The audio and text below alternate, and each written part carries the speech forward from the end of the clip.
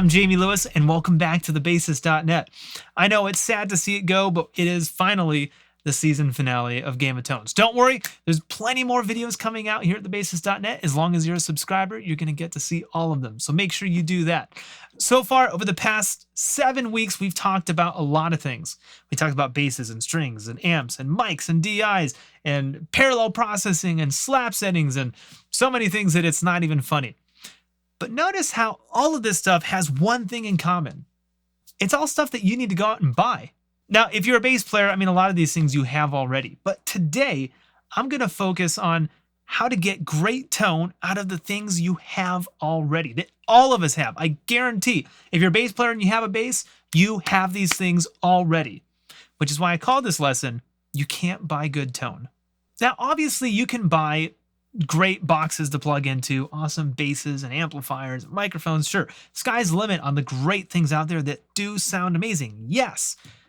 However, if you lack the skill to manipulate them, or you don't even have really a cohesive thought to formulate to begin with, it's sort of pointless.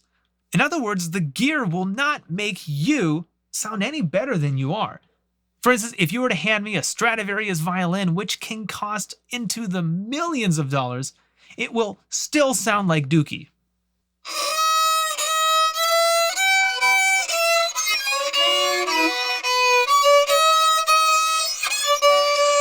I don't play the violin.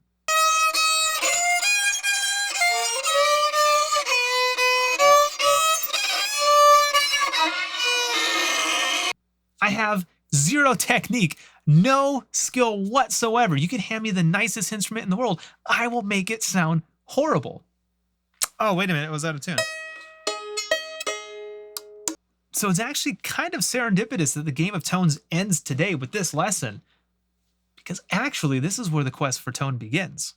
So here's my advice to you. Before you go out and buy a bunch of boxes to plug into, a bunch of effects pedals, tube this and that's and whatevers, before you do that, go as far as you can on your own. In other words, you, your bass, your hands, your amp.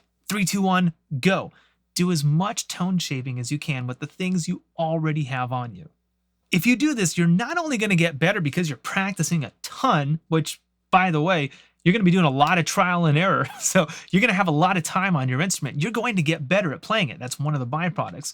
But on top of that, you're going to know what you're capable of. You're going to know where your shortcomings are. And then you're going to know what to go buy versus buying this, trying it out, selling it, buying this, trying it out, selling it. You're going to end up spending more money doing it that way. If you spend more time in the preparation period at the beginning, trying things out on your own with what you have, you're going to see where your deficit is, and then you're going to know what you need to go buy.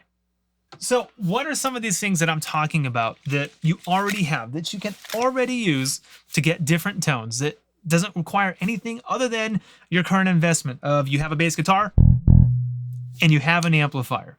Well, let's start with hand placement, right? Depending on where my right hand is on the instrument, I'm going to get a different sound. The closer I get to the neck, the sound gets warmer and fuzzier. The closer I get to the bridge, the more pointy and articulate it gets. I never leave my right hand in the same spot for the whole entire song. It always moves depending on the sound that I'm trying to create. And that's not a pedal that I plug into. That's not an expensive box with a bunch of knobs on it. That's just these, and I have those already. I didn't have to go buy them. So let's say I want to get a sound that's very similar to that of an upright bass, right? Just a boom, boom, boom, boom, boom, boom. Just a really warm tone. I'll bring my hand up closer to the neck, and I'll play a little bit softer.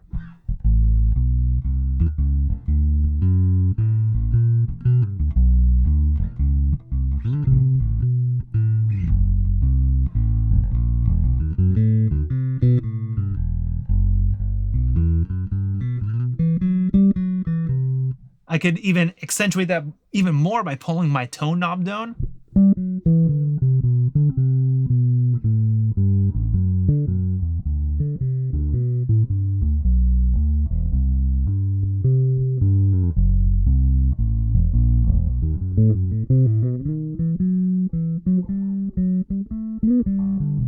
Or say I want to get like a really just sloppy driving eighth note kind of thing, like a rock groove. If I bring my hand closer to the center, like between the neck and the bridge, the string is really loose right here. And so it's perfect. It's got just the right amount of snap to it. I don't want to dig in too much, make it overdrive and just get blurry. But if you just kind of like hit it, smack it the right way,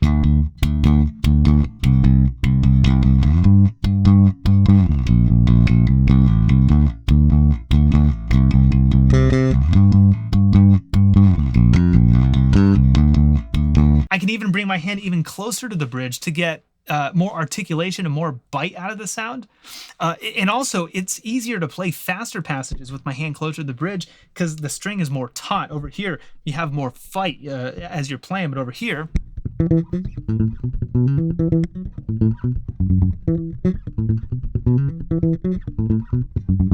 it's just way easier to play clean, fast passages. Now, if I want to further exaggerate these changes that I'm making with my right hand placement, I can use the pickups to get me there. So like in that walking bass example, my hand was up here towards the neck.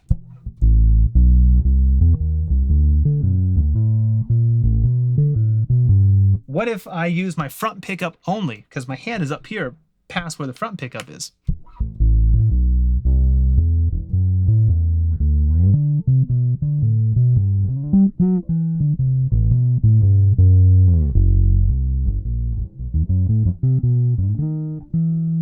Right? It's even warmer, it's even thicker. Or like with that driving rock example that I played, which I already forgot how it went, but I'll play something else.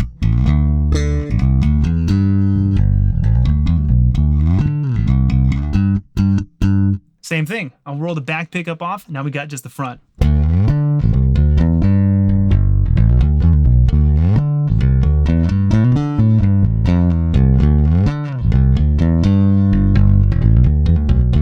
Right? It's even more raw. It's even more just rock and in your face.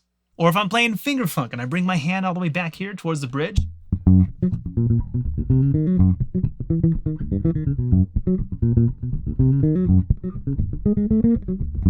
All I gotta do is roll this front pickup down.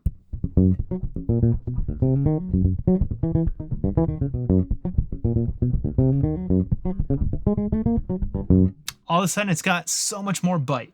If you remember back in episode 2 of this whole series, we were talking about flat wound strings and how that was the tone of Motown and was Jamerson's signature sound on a precision bass. Well, here I am on a jazz, but I'll just play the front pickup only. I'll roll the tone knob all the way down. I'll dampen the strings with my palm and I'll play with my thumb.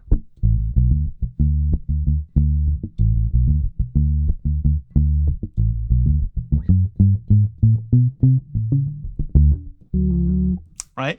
And same thing, you got old school goodness, but I didn't have to buy anything extra. I already had it. Another way that you can get a different tone, a different vibe, a different feel is to change your technique altogether. Right? Let's say I'm playing like a driving eighth note kind of thing.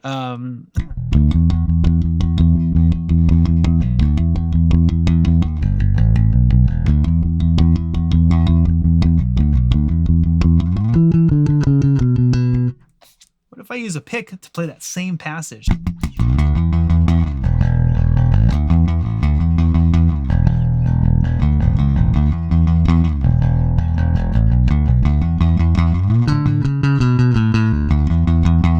I played it differently that time too, because I felt different. It was a totally different vibe. Or let's say I can accentuate it even more. I'll pull back the bridge pickup and give me just this really nasty, just hairy bass tone.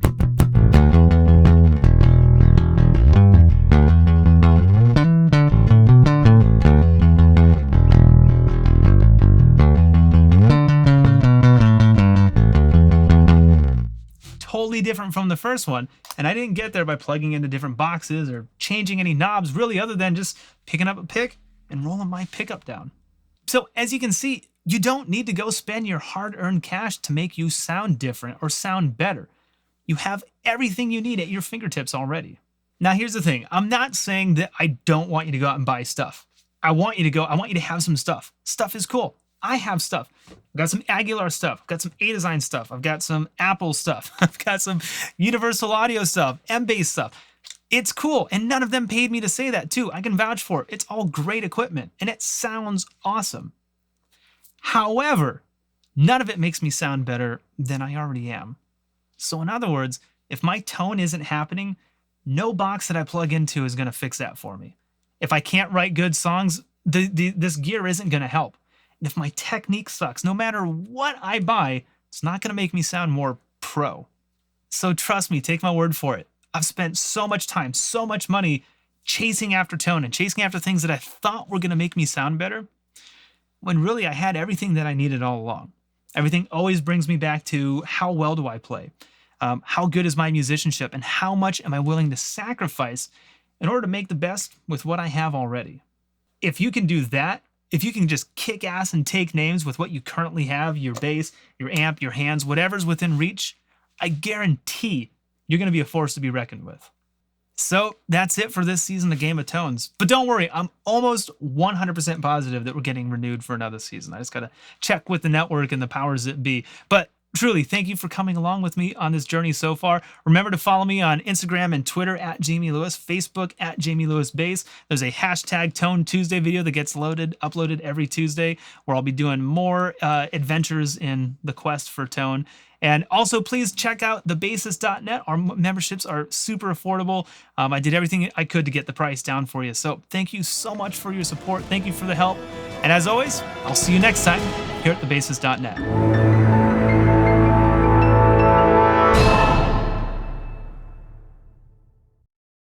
Hey, if you like what I do, please click on the subscribe button right here. And if you really like what I do, then click over here to see how affordable it is to join me at thebassist.net. But if you just want the free stuff, then click here to check out whatever YouTube's sophisticated robots think you should watch next. I'm sure they know what's best for you.